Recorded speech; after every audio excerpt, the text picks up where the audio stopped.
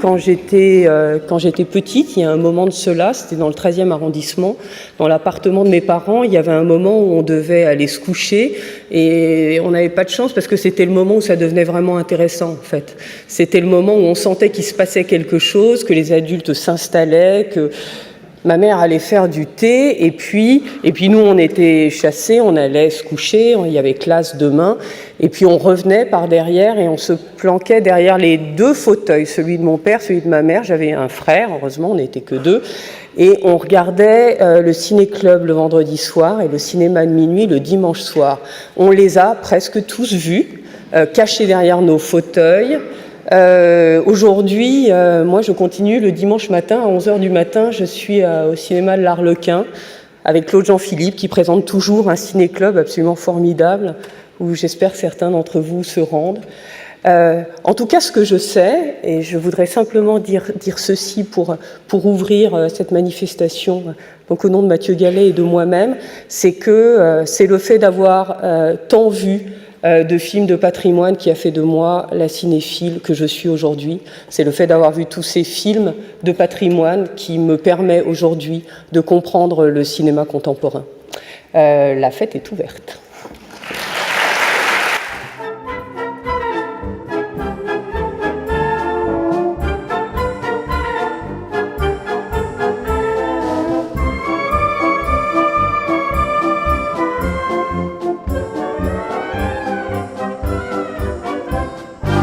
Le fait de l'idée de Jean-Louis Langlois et de Frédéric Vidal, qui en sont les fondateurs, d'avoir créé un festival en honneur d'un grand homme qui s'appelle Henri Langlois, qui symbolisait dans le monde et qui symbolise dans le monde la volonté de préserver les films, de les conserver, de les montrer aussi, y compris des films qu'on ne voit pas beaucoup. Et donc c'est né de cette seule motivation et les prix sont venus se joindre à cette manifestation. Pour moi, le cinéma a un rôle absolument primordial pour aussi bien le côté ludique, mais aussi l'éducation. Quand il y a du cinéma, il y a la liberté normalement, et quand il y a la liberté, les gens peuvent vivre normalement. Quand on commence à vouloir éteindre un peu l'image du cinéma, et en général les libertés sont fortement atteintes, pour moi le cinéma, c'est pas uniquement le 7e art, c'est avant tout un outil indispensable, artistique, au profit des libertés et surtout au service de l'humanité. Les rencontres du cinéma de patrimoine ont été créées il y a exactement 10 ans. Jean-Louis Langlois et Frédéric Vidal en sont les fondateurs. Ils ont voulu les créer pour défendre le mouvement de la conservation et de la préservation du patrimoine. Et je sais que c'est un sujet cher à M. Kamal Hassan en Inde, par exemple.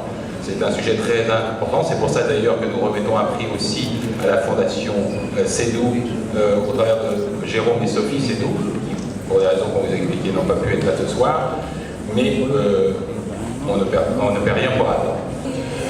Je regardais la télévision à l'époque où on passait des vieux films, au moins 2 fois par semaine, donc la mémoire du cinéma était un peu plus vivace, je crois. Maintenant on dit souvent d'un vieux film, c'est un film qui a plus que 5 ans. Et c'est pour ça que les cinémathèques et la conservation des films est tellement important, parce que c'est des machines à remonter le temps, c'est des machines qui montrent les rapports entre le cinéma et le monde tel qu'il était, les gens comment ils vivaient, et puis aussi maintenant, et dans l'autre sens, comment les films ont influencé le monde et comment le monde a influencé les films. Quand mes enfants étaient jeunes et ils disaient d'un vieux film, c'est un film qui a plus que 5 ans. Donc, la mémoire du cinéma est quelque chose de fragile et c'est pour ça que c'est important de la garder. Je suis très touché du prix Henri Langlois parce que nous sommes tous des enfants de la Cinémathèque. On a grandi en allant à la Cinémathèque, on a appris en voyant les films du passé. C'est un langage qui ne s'invente pas, c'est un langage qui évolue, qui change tout le temps. Et c'est formidable de voir ces acteurs sur l'écran qui ont l'air si vivants, ces génériques avec tellement de gens qui ont fait tellement de choses et cette beauté qui est restée. J'aurais bien aimé rencontrer Tarkovsky parce que c'est le Miroir, c'est un film que j'ai vu 18 fois quand quand j'étais jeune 18 fois d'affilée et que ça m'a toujours fasciné. J'aimerais bien rencontrer Joyce Carol Oates parce qu'elle écrit plus vite que je n'arrive à lire. Oh, mais je suis particulièrement heureux non seulement de rencontrer Jaco van der Mael dont j'ai vu certains films, pas tous mais certains, et aussi aujourd'hui voir cette image très positive de la culture que nous partageons entre la France et la Belgique. Il n'y a pas que les malheurs que nous partageons, aussi les belles choses, y compris la culture et la francophonie. C'est important. Et aussi pour la conservation du cinéma, nous avons fait à Bruxelles également, à la Cinémathèque comme on l'appelle à Bruxelles également, un gros effort de conservation des films. Donc tous ces trophées qu'on donne aujourd'hui sont importants, me semble-t-il. Alors, bonsoir. Je dirais cette phrase de Nietzsche pour commencer, il faut avoir du chaos en soi pour accoucher d'une étoile qui danse. C'est une phrase que j'aime beaucoup, qui pourrait bien aller à Nabil, qui est un cinéaste que j'aime profondément. J'aime son engagement, sa force de conviction, son envie de changer le monde, sa foi, sa grâce quand il fait des films, son regard sur les âmes et les corps, sur les yeux, sur des cœurs qui battent. Voilà, c'est un cinéaste de l'engagement qui m'a toujours impressionnée, qui me trouble année après année. Et je suis très heureuse de lui mettre ce prix. Merci, Elsa.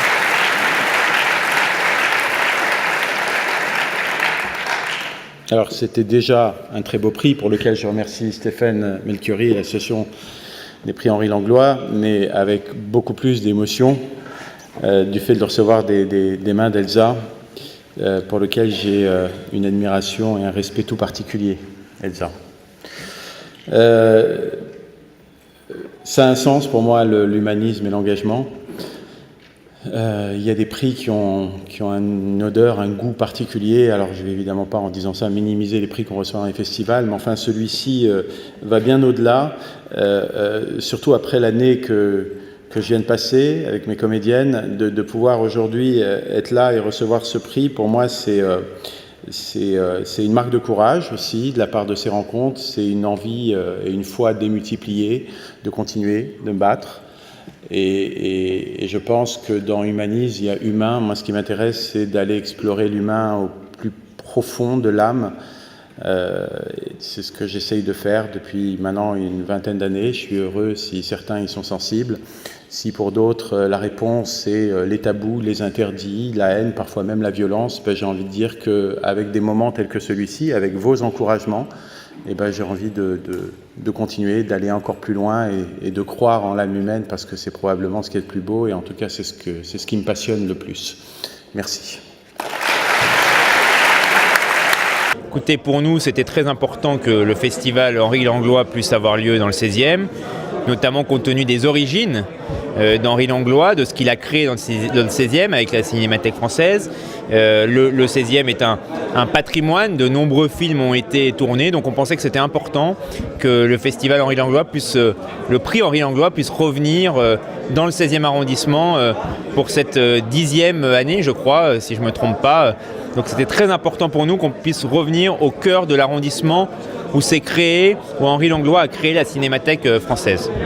Alors c'est vrai qu'il y a un grand sens ludique, mais il y a aussi un sens de rapprochement de la jeunesse avec la culture, et je pense que c'est très important dans le monde dans lequel on vit aujourd'hui, avec tous les événements que la France a pu connaître ces derniers mois, ces dernières années, des événements dramatiques que la France connaît, mais aussi le monde, que la culture, le cinéma puisse rapprocher la jeunesse.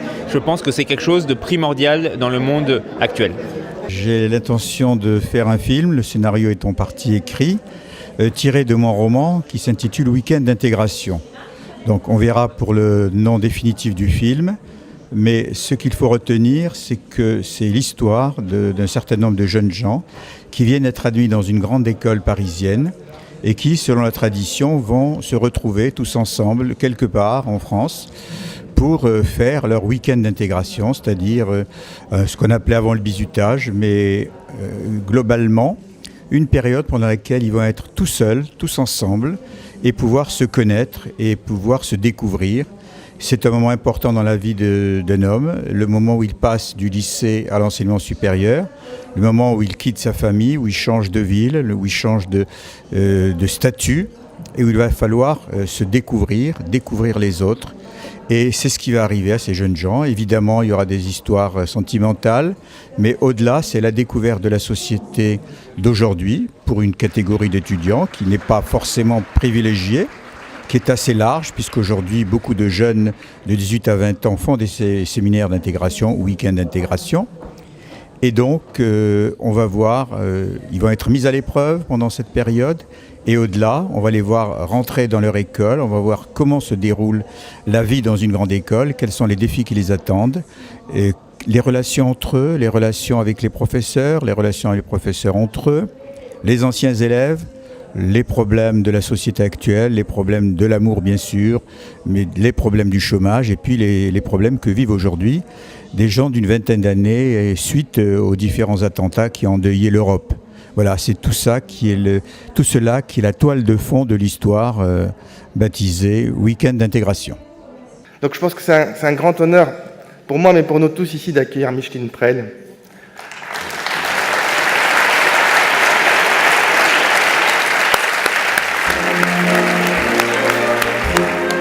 Alors Micheline, c'est très émouvant de vous retrouver ici.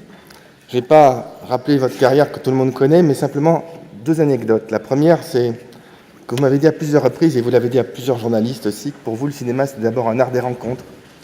Et que vous avez fait des grandes rencontres dans votre vie de comédienne avec des réalisateurs, avec des acteurs. Moi, j'étais très jeune d'ailleurs, j'étais encore pensionnaire à Notre-Dame-de-Sion, et puis mais j'aimais beaucoup le cinéma.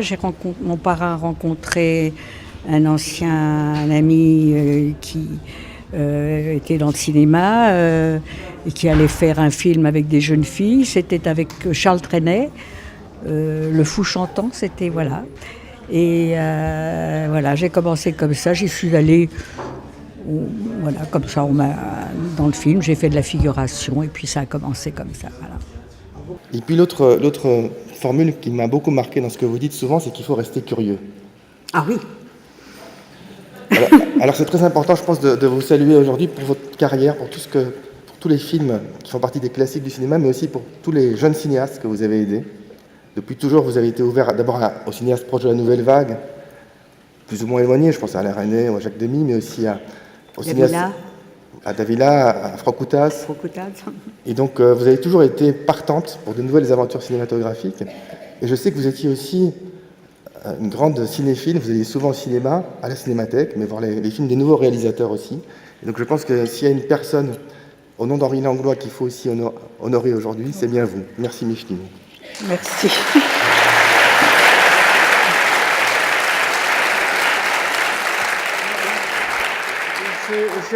Je suis très émue et puis je ne sais pas parler, mais je vous remercie.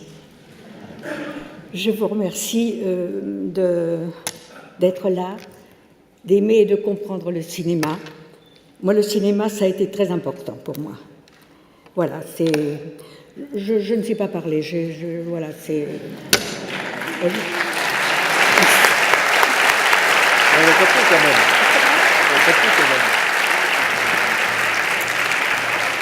Alors, je vais parler 2 minutes parce que je ne suis pas une célébrité. Mon vrai métier, c'est d'exporter les films, de les faire circuler ou de trouver les meilleurs moyens pour leur donner une forme de promotion, à la fois ici en France et à l'international. Donc, Ion Film est un label européen qui est dédié aux premiers films, puisqu'il y a beaucoup de professionnels dans cette salle, et il y a beaucoup de discours aujourd'hui en disant est-ce qu'il y a trop d'œuvres, est-ce qu'il y a trop de créations, parce qu'il n'y a peut-être pas assez de relais pour les diffuser. Je pense que moi, étant métisse, étant extrêmement chauvin, fan de la France, je pense que plus il y a de créateurs, plus il y aura de talent. Et donc ce label Ion Film permet à des premiers films, à des premiers auteurs, d'avoir une certaine visibilité, d'exister et de parcourir le monde de manière commerciale ou dans le cadre de festivals. Donc je remercie le prix Henri Langlois qui est partenaire de ce label, qui met en avant des nouveaux auteurs. Et je remercie les étudiants, puisque c'est très important que la nouvelle audience se déplace pour voir des films d'auteurs, puisqu'il faut avoir le choix, et regarder à la fois des films à réessai et pas seulement des films mainstream. Merci beaucoup. Et alors vous, j'ai été surpris en relisant votre carrière, vous avez commencé comme journaliste, vous avez fondé un ciné-club, puis vous avez été un grand scénariste pendant longtemps.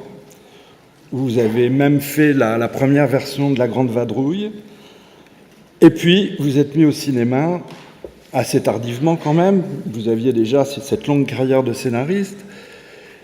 Et puis, vous avez fait ce succès important avec Cousin-Cousine. Et j'ai vu que Cousin-Cousine avait été le film qui avait eu le plus grand succès aux États-Unis, avait fait le plus grand nombre d'entrées et a tenu ce record pendant 25 ans.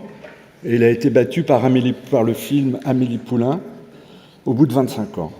Alors voilà, je suis très heureux de vous remettre ce trophée Henri Langlois que vous méritez bien. Vous avez été aussi président de la Cinémathèque française et donc vous avez une carrière importante à la fois dans le cinéma en tant que votre art et en même temps pour la préservation des films.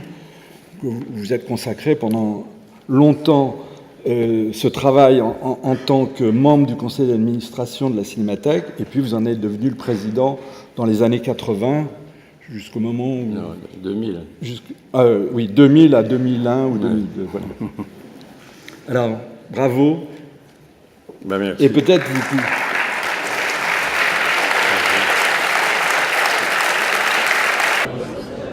Vous savez, j'étais tellement attaché à Henri Langlois. J'ai connu Langlois, j'avais 19 ans. J'étais journaliste, je venais chercher des photos pour mon journal. On a sympathisé. J'ai toujours été avec Langlois pour tous les combats qu'il a menés toute sa vie. Et aujourd'hui, je suis d'ailleurs président d'honneur de la Cinémathèque française. Bon.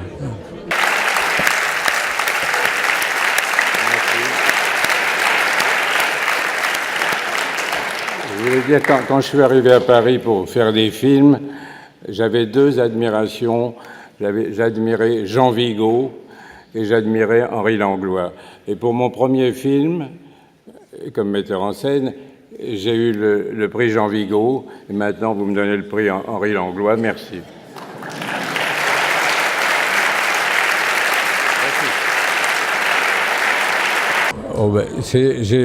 Dès l'âge de 11-12 ans, j'allais au cinéma tout seul et j'étais heureux de découvrir les films. Je notais tous les noms des réalisateurs, des opérateurs dans le noir pendant le générique. Je voulais savoir qui faisait tout ce que je voyais sur l'écran. Je voyais 3-4 films des fois par jour. J'étais fou de cinéma, c'était mon évasion et j'ai toujours après j'ai voulu en faire très vite, entrer dans le cinéma. J'ai pas pu entrer comme assistant metteur en scène. Je suis devenu journaliste d'abord, puis scénariste, puis metteur en scène. Voilà. J'ai quitté Montmartre et Paris il y a 25 ans pour aller m'installer ailleurs. Et quand j'entends mon collègue cinéaste, je partage avec lui ce même sens des rencontres, de l'humanité, des émotions. Et j'ai eu le bonheur de faire beaucoup de pays, beaucoup de voyages, et surtout 3 films au Portugal, dont un 4e très important qui m'emmène en Afrique, qui est une histoire merveilleuse sur l'époque des colonies portugaises en Afrique. Donc tous ces voyages permettent des rencontres, permettent des ouvertures, et je crois que quitter Paris pour l'aventure et d'autres cultures, c'est sûrement une des plus belles choses que j'ai fait, le plus grand risque que j'ai pris dans ma vie, qui vraiment porte des fruits et beaucoup de bonheur. Bon, voilà, c'est pour... Voilà,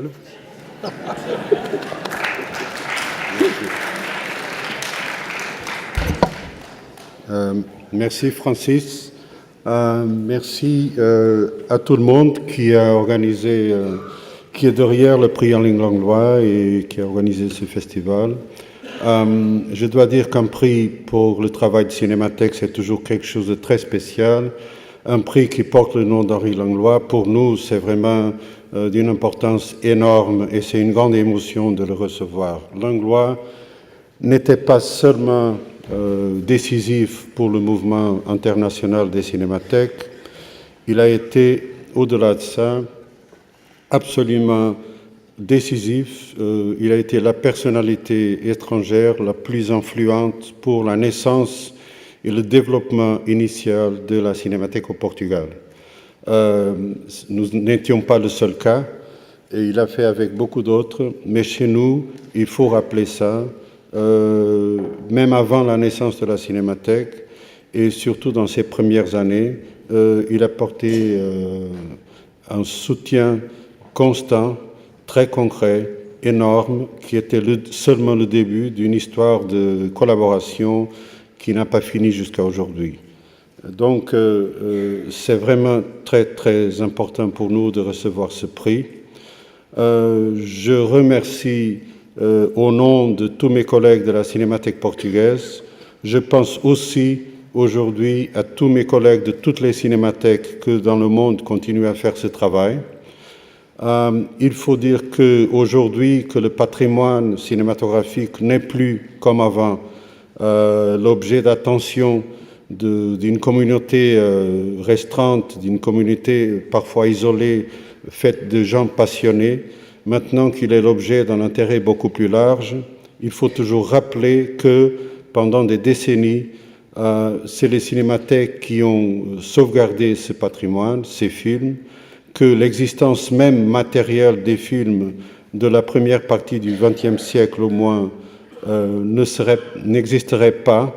Les films n'existeraient pas et les films n'existeraient pas dans la mémoire des gens s'il n'était pas le travail de ces cinémathèques qui ont travaillé parfois très isolés, comme Langlois, parfois sans aucun pouvoir, parfois contre les pouvoirs, avec seulement le pouvoir de leurs idées, mais qui ont vraiment fait un travail qui est la base de toute l'attention moderne sur l'histoire du cinéma, sur la possibilité de voir les films des décennies du début du siècle et enfin, en fait, du XXe siècle. Et la bataille pour garantir que les films vont survivre et seront transmis aux nouvelles générations, cette bataille n'est pas terminée. Donc, merci le prix Henri Langlois, merci toujours Henri Langlois, merci à tout le monde qui s'intéresse à voir les films et à nous aider à les transmettre aux nouvelles générations. Merci beaucoup.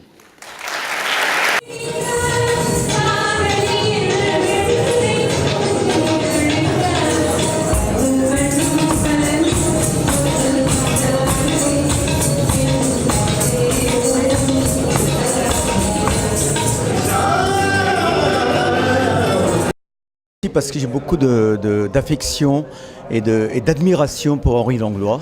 Donc je pense qu'aujourd'hui ça dépasse les frontières jusqu'en Inde. Même mon collègue Kamala Hassan a dit, c'est vraiment, on est imprégné de Henri Langlois.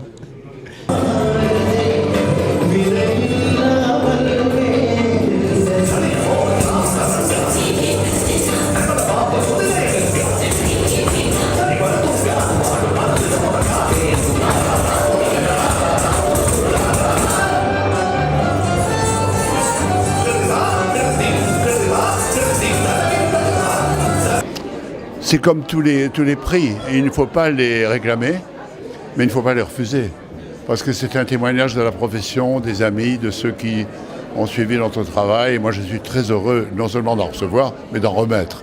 Aujourd'hui, j'en remettais un à Kamala Hassan, qui n'est pas très connu en France, qui est un merveilleux réalisateur, acteur et auteur et producteur indien du Tamil Nadu, que je connais depuis longtemps. Et je suis son travail attentivement. Et c'était pour moi un grand plaisir de le fêter. C'est une fête. Il ne sait pas du tout que ce qu'il attendait ici, il ne savait pas. Mais voilà, on ne dit pas non et on ne dit pas s'il vous plaît, donnez-moi un prix. I have only heard of Henry Langlois during my early days as a film buff. He was a hero to all of us, and I never thought I'll come this close to the legend. I'm honored, truly honored. Thank you. Nous, notre objectif, c'est vraiment d'offrir à la population du 16e arrondissement un festival de cinéma. Donc il y a des invitations pour les associations, des invitations pour les commerçants, mais également des invitations pour le public souffrant de handicap, parce que c'est très important pour nous. Je découvre ce magnifique festival, ces gens si chaleureux, ce beau lieu. Je trouve que c'est toujours merveilleux un festival de célébrer notre métier, le cinéma, les artistes. Je pense que dans ces temps un peu troubles, on en a vraiment besoin.